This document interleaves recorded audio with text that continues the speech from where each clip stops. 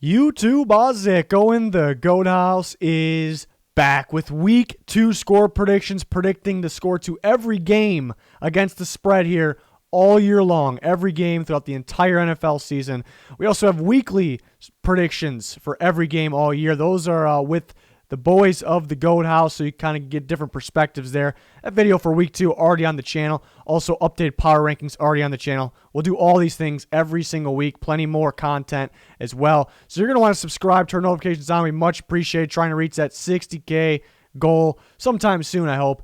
So really appreciate the support. You're going to want to follow that Twitter. If you don't have a Twitter, I recommend you make one. We're keeping you updated on the channel, but mainly on the NFL there, constantly live tweeting throughout pretty much every game there throughout the whole year. So well worth it to follow that Twitter. We have an Instagram, podcast, Patreon. There's a link in the description in the comments to any of those things that you need there. We much appreciate if you can check it out. Real quick about that Patreon. This video is my score predictions. I do this every week, but Junior has his NFL score predictions every week on the Patreon. I have my locks of the week, taking a look at my favorite spread picks, over-unders, and, plenty more of that as well. College football score predictions for top 25. Updated playoff predictions didn't quite start yet, too early, but once we start that, maybe a little bit before mid-season, we're going to update those every single week. Bonus content, videos, Discord access, much more. If you're already on the Patreon, signed up, or you're planning on signing up, all the content you see here usually comes around Wednesday or early Thursday, but definitely well before that Thursday night game. So it'll be there. It may be there already by the time you're listening to this, but week 2, Thursday night football, Bengals at Browns. You see the Bengals are underdogs by 5.5 points. I actually just got the alert as I started recording this video that Geno Atkins will be out. So that's another second week missing their big guy there at the D tackle position. A stud obviously on the inside. So that's a tough blow. The Browns are pretty beat up. So I'm still kind of waiting to hear on some of those guys. But I think the offensive lineman they were pretty beat up after last game, and some guys coming in and out there. So something to monitor there for sure. This is actually a tough one to pick, but I did pick the Browns 27-23. Really the deciding factor here is home field advantage. If it was in Cincinnati, I think I'd be taking the Bengals. But you look at the matchup, I think the Browns should get some offense going. I thought they would have got some offense going last week against the Ravens, and they did not. It was pretty disappointing to say the least, but it was against the Ravens. The Bengals a little thin on corners.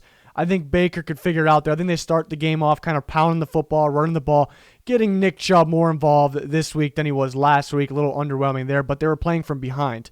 This is a team that cannot play from behind. Jarvis Landry is another guy that might be out this week as well, so something else to monitor. But I think Odell has a pretty good day. There's some talk about him being traded. I don't think there's any truth to that. I don't think they're anti-trading him. But and I don't think Odell's anti, leaving Cleveland. But I don't think they're really desperate to find a trade partner. It's just it's one of those rumors that you almost expected to spread. But I think they're gonna start off pounding the football. That's gonna open up the play action pass, and I think that'll get them in that 27 points range.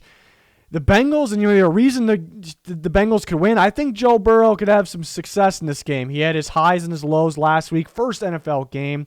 Rough offensive line against a really good defense in the Chargers, and a little bit different defense against the Browns here, but I do think a guy like Myles Garrett can get going. So, if the Bengals win, I'm assuming it's because Joe Burrow had a pretty darn good day in the air, throwing the ball there. But I like the Browns taking care of business. I think they'll have the right game plan for this. Like I said, I think they'll pounding the ball, and they'll have some success, with Geno Atkins out. And we've seen a DJ Reader, injury last week as well. But I think they'll have some success there, and then that'll open up the play-action pass for Baker and guys like Odell. So I got the Browns winning 27-23. I think it's a must-win from the Browns. Starting 0-2 and losing a home game against a division rival that you almost expect to win could be disastrous for the Browns. So this is an ultimate must-win for the Browns here. I got them taking care of business, but I think this will be a good game. Not two teams that are at the top of anybody's power rankings, but I think it'll be a good game, so I'm excited for it. Same exact line here. The away team, the Giants, plus 5.5. This is probably the toughest game to pick of the week, honestly. But I took the Giants. And if you watch the weekly picks videos, all three of the other guys took the Bears. So I was kind of lone ranger on this one. in taking the Giants, but it's tough. It's tough because you look at week 1 and which one of these teams lost, one of these teams won, and the team that lost actually impressed me a little more. The Bears in the fourth quarter, quite impressive though, I must say. And it depends on which Trubisky are we going to get there. It depends a lot, but the Giants actually impressed me. If you didn't watch every snap of that game, if you just looked at the score of the Giants-Steelers, you may be confused by that, but the score doesn't really show what the Giants did. They moved the ball very well. There was some silly mistakes, one big one by Daniel Jones, but I think it's something that could be easily fixed. It's not something I expect to continue to happen in that type of interception. It's as simple as just learning to throw the ball away a little earlier. He was very accurate, very accurate. So usually accuracy is what scares me with quarterbacks. It's something you really can't fix too much. But yeah, I think Daniel Jones could. Yeah, that's why this game is pretty tough because the Bears defense didn't really show up last week. I didn't think so. It depends on which Bears defense shows up as well because it could be an elite defense. It could be what we saw last week. And I think the Giants will have a pretty good game plan, a good mix of runs, in the passing game here, play action as well. And I think they get Saquon Barkley going in this one. I think they were pretty one-dimensional against the Steelers, and that made it harder for them, I guess, to put points on the board, but they were still able to move the ball. So I don't think they'll be one-dimensional in this game. Was concerned the lack of pass rush for the Bears in the last game. So the deciding factor here is I think Saquon gets going, unlike last week. Here's the thing, though. The Giants' defense, I was kind of predicting it before the year to be bottom tier. I still think it kind of would be, but they were actually kind of impressive last week, even though Steelers ended up scoring a decent amount of points. They got more pressure than expected. I thought that some of the DBs played better than expected because it was kind of a disastrous offseason, I suppose, especially the last month leading up to the season. What's going on in the secondary there with the Giants played okay for what they got going there. So, I got the Giants winning this one, 24-20. I think the deciding factor could be Barkley, helping them not be one-dimensional. So that definitely can help. So again, that's a tough one to pick. But I got the Giants. Especially being in Soldier Field, I think that makes it a little tougher there. But that's definitely one that can go either way. Just not a lot of trust in Mitchell Trubisky still. Fourth quarter was great. I don't think we're going to get that at all times. But this is a defense. Here's the other thing too. The Giants, what I didn't like against the Steelers was they were not disguising their defense. And now you blame coaching for that. And they would go straight man for one drive, the next drive straight man again, the next drive straight zone again, and back to man for a whole entire drive, and Big Ben was picking it up. Now, does Trubisky have the knowledge of Big Ben? Yeah, that's kind of the question mark there. But the Bears are a very good offense, actually, against man coverage. So if the Giants stick, I shouldn't say very good, they're better than you think in man coverage. But if the Giants stick to man coverage like that, I don't think they will, but if they do, that could be a reason the Bears put up a ton of points. So something to look out for. And another reason why this game is so tough to pick. Falcons and Cowboys. Right now, the Falcons are, at the time of recording this video, the Falcons are +4, underdogs by 4. Cowboys injuries continue to pile up, adding Sean Lee to the mix. So no Van Der Esch, and now no Sean Lee. Jalen Smith got to carry the load. Well, that's kind of similar to last year, but got to carry the load there for that linebacker unit. And then La'el Collins can be out for 2 more weeks at least. And that was you could see a major loss in week 1 there against the Rams. So that was kind of what led the Rams to get some pressure in their secondary to play pretty darn well. So that could be the case again here. And Aaron Donald was dominant, and the Falcons actually don't have too far off of an Aaron Donald and Grady Jarrett. Pretty damn good ball player. So he can actually provide some pressure. I just don't think the Falcons can match that secondary, so therefore I do think Dak and that great receiver unit, along with, they're not going to be one-dimensional either. They got that running game. I think they put up points on the Falcons. So we'll see. The Cowboys were very underwhelming in the points department, and surprising points department last week against the Rams, but it's very explainable. It was the pressure of Aaron Donald and the blitzing combined with the secondary. I don't think the Falcons have that, but the Falcons could put up points here. A little weaker Cowboys defense, it looks right now, maybe. I do like the defensive line. So the key is for the Falcons got to start with the score. They got to start strong on offense. This offense starts slow every week last year for the most part, and in week 1 this year, and that kind of cost them. So we know their defense ain't going to shut anybody down. So the offense has to start strong. They looked pretty explosive at the end of the game last week, so maybe that's the Falcons team we're going to get, but Same thing happened last year, and they kept starting cold early in games. So I'm going to take the Cowboys at home here by 7 points, and you see +4. So I have the Cowboys covering, but with the injuries, I would keep an eye on that spread. Maybe it changes a little bit. Lions-Packers, I got a 34-24 Packers win. And it's pretty, actually, no, it's not that close. +6, the Lions are +6, so the Packers win by more than 6. They take care of business here. And that one's feeling pretty good, I think, right now. It just, you can't, that's the tough part. Basing things off 1 week is pretty tough. You can't really do it, looking at the past in the NFL. But that offense looks so good for the Packers. Aaron Rodgers, Devontae Adams, so dominant. I think they can have some similar success. What they did against the Vikings corners, what they can do against the Lions corners. You also look at the Vikings had very, non-existing pass rush. Lions had non-existing pass rush against the Bears. So it could be similar things here. They will get Jimmy Collins back in the mix, maybe Jeff Okudah back in the mix. But Collins, I want to, mention that because he can provide some more pass rush that could have been provided against the Bears when he pretty much took himself out of the game with that ejection there. So that could be different. Maybe that was just a 1 week thing with the Packers offense because I don't think we saw that once last year. But I don't know how that can only be a 1 week thing, so I trust the Packers offense here. But I do like the Lions offense. Something I mentioned yesterday in the weekly picks video is that the Lions' mistake against the Bears, the main reason why they lost is because they got conservative. They got cocky. They thought the Bears, they only got 6 points on us.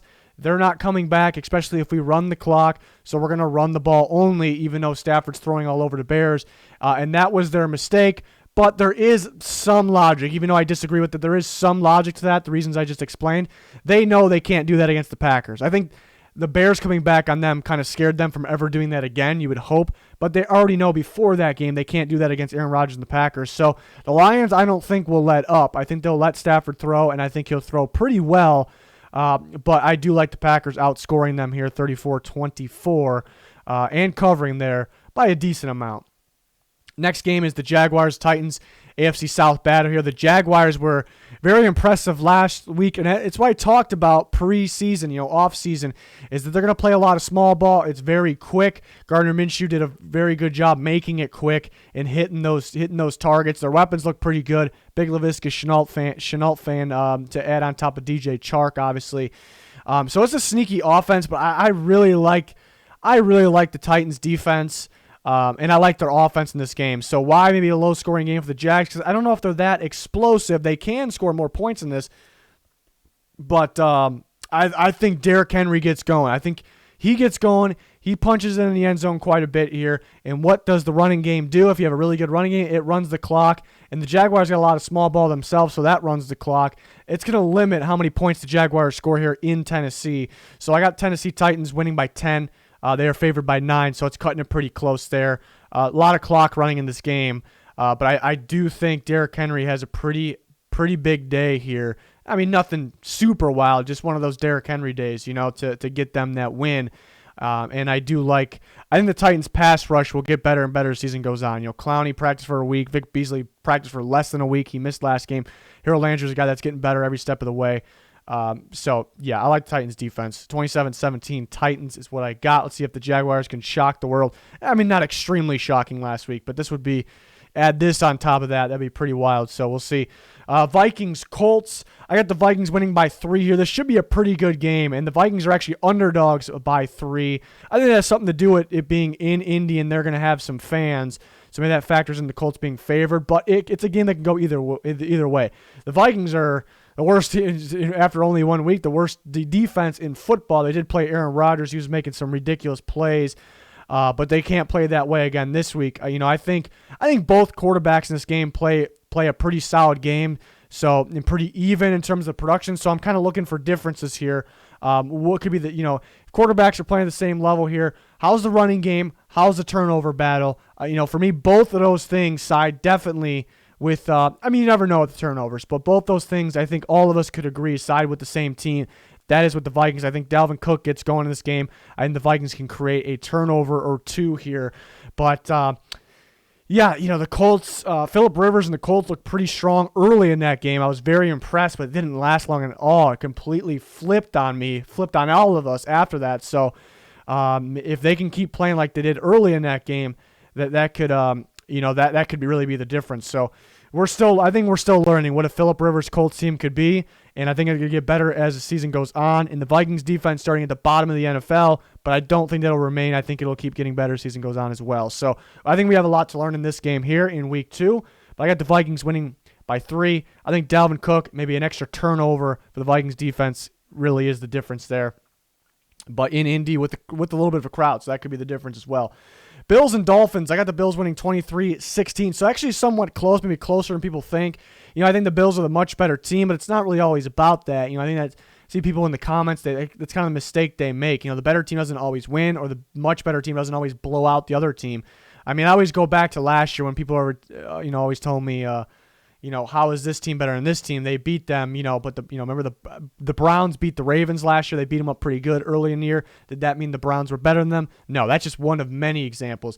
But I do have the Bills winning still because I think they're the better team. At this early stage, I think they get the job done. Will Fitzpatrick be able to keep up, with the Bills here? I don't think the Bills are scoring a lot of points, but can they keep up? Difference is, I did mention in talking about the matchup with the Dolphins-Patriots, I think a very good secondary, specifically corner group, is what a weakness is against Fitzpatrick. I think I ended up being right on that. And the Bills got a good secondary. They really have one standout corner here. They kind of have a problem opposite of that. So not as talented as the Patriots secondary here. So could that get Fitzpatrick going? I'm not saying it does, but that's something to look out for. I think the Bills get some good interior pressure in this game, and that will cause maybe the 16 points that I have at here. But Dolphins, I think having a pretty good corner group and a sneaky defense here, they'll be able to get some pressure, a little bit of pressure. I think slows down the Bills, a little bit. They also some injuries to monitor. Day-to-day players are Tremaine Edmonds and Matt Milano. They can't be missing both those guys. I don't think they will be, but that's something concerning. But I think the Bills get by here. I don't really think it's ever too much of a scare that they'll lose this game or anything. I think they kind of control it, but it just stays kind of close here. So I do have the Bills, and they're minus 5.5 in this game. The Niners and the Jets, a line definitely to monitor here because a lot of injuries very recently today coming out for the Niners. But the Jets, they got a lot of injuries as well. But the Niners, more and more injuries popping up. So that's unfortunate. I still got them taking care of business here, though. 31-13, so a big win here. After that tough loss against the Cardinals, Jimmy Garoppolo was really sloppy. I think he gets it together in this game. I think he plays a pretty good game here. I think they'll be strong in the passing and running game. Their defense will be okay. You see Sherman's going to be out for a few weeks. Looks like Witherspoon's going to be out for at least this week. So that's tough, but the secondary is not, I'm not saying it's not important, but it's not the most important spot of the 49ers defense. They win with their pass rush. Their pass rush sets up their secondary, and their pass rush will have a pretty good game in this one and get after Darnold and have him inconsistent, somewhat, what we're used to there. I don't know if the Jets have enough of a running game. There's just not enough there for the Jets, even though they're home here. I got the Niners all over the Jets in this one, 31-13.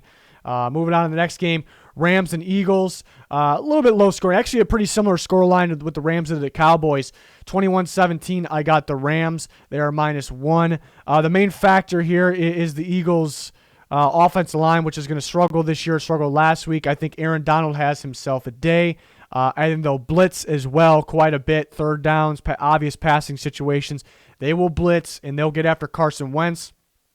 The Rams have that really good secondary. It's probably a top 3-4 secondary in football. When Aaron Donald getting that pressure, they will make some plays. So it's gonna be a true test for Carson Wentz here after he was a letdown last week. And he'll make his big plays here and there, but it's gonna be a tough task. We'll see if they can get Miles Sanders coming back could be huge for them, but. With that offensive line, I just don't know if they can have enough in this one. The Rams. Yeah, the question there is kind of the same thing on the opposite side. Will the Eagles start to get after Jared Goff? Because you do worry about the Rams' offensive line as well. But the Rams' pass rush, or the Eagles' D-line / pass rush, a little beat up at the moment too, so that definitely doesn't help. So I think a pretty close game. But I think, somewhat similar to what the Rams and the Cowboys last week. I think a pretty similar game, but they actually can get – I think pressure was a huge key in that game against the Cowboys. Dak did not have much time at all, and it made a good secondary's job easier. And I think they can get more pressure. I think they can get more pressure in this game. So I got the Rams here for the matchup reasons that I explained.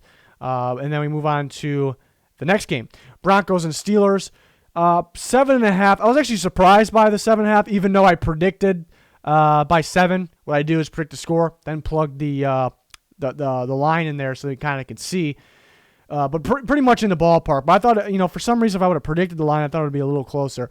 But I think a pretty good game. The Broncos are, I think, somewhat similar of a style team is the Giants. I guess the way they play offense, mainly that's what I was thinking, the way they play offense, type of play selection. But the defense somewhat similar as well in terms of scheme. But the Broncos have a much better defense, much more well-coached defense as well. Vic Fangio and the Steelers, even though the scoreboard might show they dominated the Giants, they really didn't. There was some scares there at times.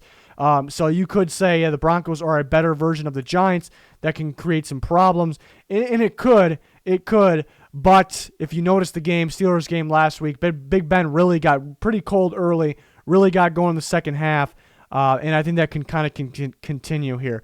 Could start to get going here, and then the cornerback situation's it's a situation, I guess. Bouye going to be out again, I expect, and that could make Big Ben and those pretty solid receivers of the Steelers' job a little easier here. So I got them taking care of business here, 27-20. Love the Steelers' run defense. I like the defense in general. So they could create something similar to the Giants, make them one-dimensional. They can kind of create that. I got a 27-20 Steelers victory here, 7-point win. Panthers and Bucks, I got a 31-23 Bucks win. Not like a huge win here, but I do think they'll be pretty... they should be pretty comfortable through this. They are favored by 9 points, but they should be pretty comfortable. I think, looking at the Bucks, they got a very strong run defense. I like their defense in general. If you just looked at the score of the Saints game last week, that would kind of fool you. There was some poor special teams, and actually Brady threw a pick six, threw 2 picks, but a pick 6. So the defense is better than you think of the Buccaneers. I think they play a pretty good game. I think the Panthers' offense is probably better than you think as well. But I think I think the Buccaneers will stop the run here first. That'll be fantastic. It'll kind of make the Panthers one-dimensional and maybe slow them down from getting the amount of points that they're capable of getting here. The Buccaneers' offense, I think, gets going. I think Tom Brady gets going. I think he throws the ball extremely well. Chris Godwin is in concussion protocol. We'll see if he plays. Right now, it's too early to tell, but I think he will play. But I think what I'm getting at, I think Mike Evans has a pretty big day here, a pretty big day. I thought James Bradbury played pretty well against them last year early. He's gone. He's with the Giants now. Very weak secondary for the Panthers. So I think the Buccaneers get going. The more I'm talking about the matchup, the more I'm kind of thinking the Buccaneers actually could score more points. But Brady, I think he'll have a good game, but I don't think he's fully to Brady yet. I think he'll get there to that strong Brady performances. So that can slow them down maybe a little bit. Maybe not having a strong running game can slow them down. Maybe they get Fournette going. 31-23 Buccaneers, what I got. Washington football team versus the Cardinals. Very impressed with Washington last week. Very impressed with the Cardinals last week. Nothing really surprised me about the defensive line of Washington or really the Cardinals in general. I thought they were going to win that game anyways, even though we can all consider it an upset.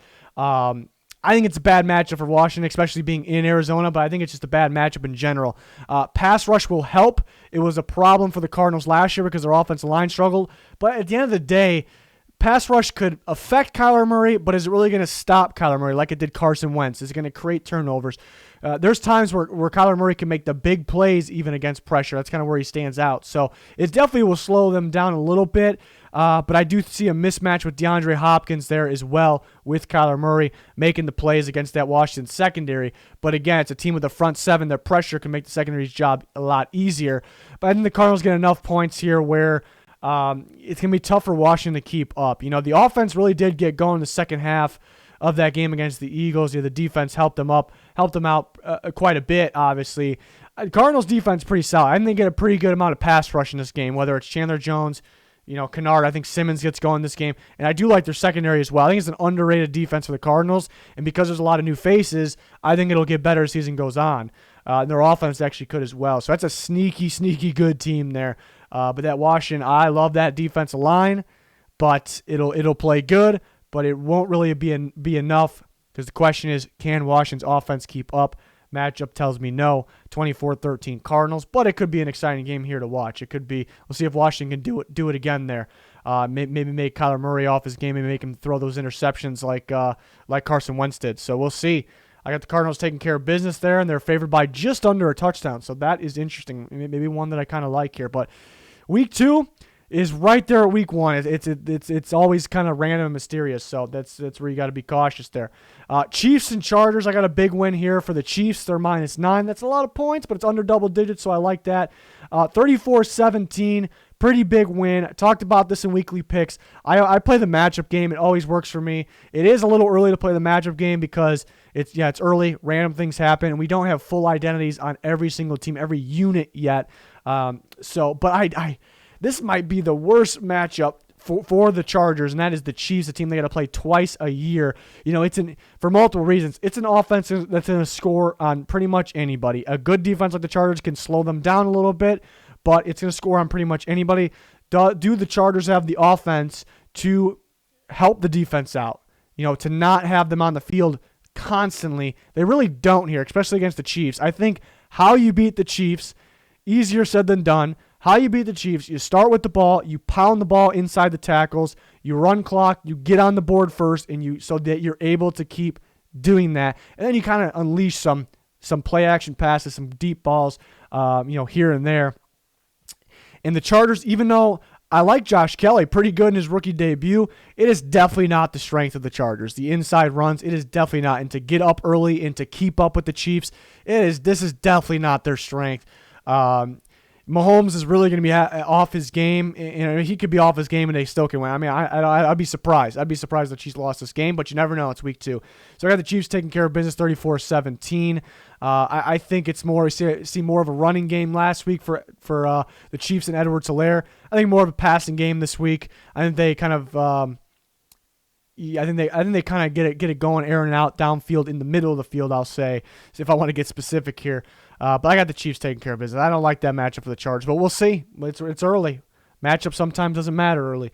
Ravens, Texans, not as big of a win as last year, obviously, but still a pretty comfy win, I suppose, for the Ravens, 30-21. They are -7, but it's a tough one, actually. I could see the Texans winning this game because, they're home. That was so tough last week. We can't base too much off of last week. I think maybe the Ravens don't get as much pressure, but I think they'll get a lot of blitzes going. That could throw off. Maybe can throw off Watson just a little bit here, but and that could be enough.